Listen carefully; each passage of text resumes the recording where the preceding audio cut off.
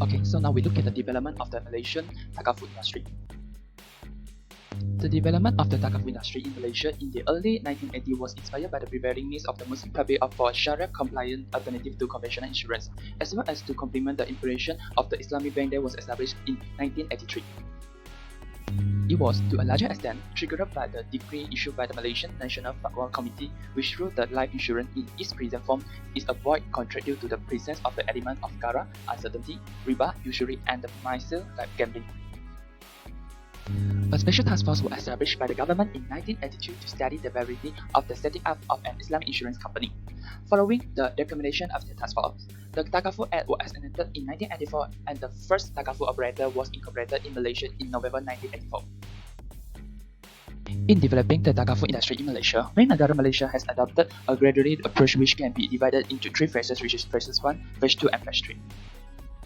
Okay, phase 1, 1984 to 1992, started with the enactment of the dedicated regulatory law, for example, the Takaful Act 1984 and the establishment of the first Takaful operator in 1984.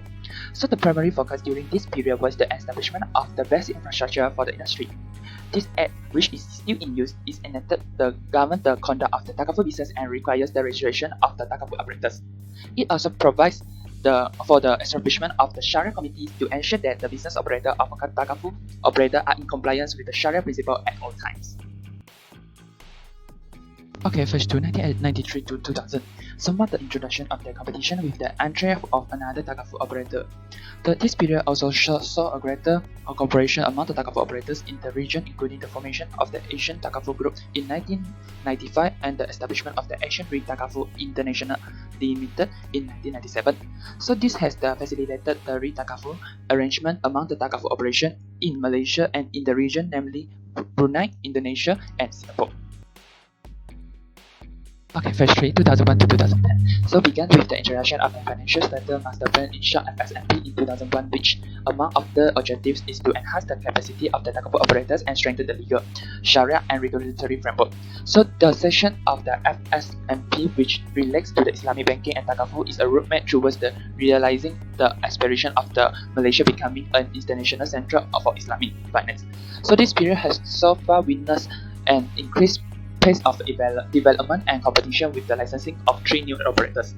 So to further promote the development of the Takaful industry, so the Malaysia Takaful Association (MTA), an association for Takaful operation, was established in 2002. So the MTA aspires to improve the industry's self-regulation through the uniformity in the market practices and in promoting a higher level of cooperation among the players in developing the industry. Created using Powtoon.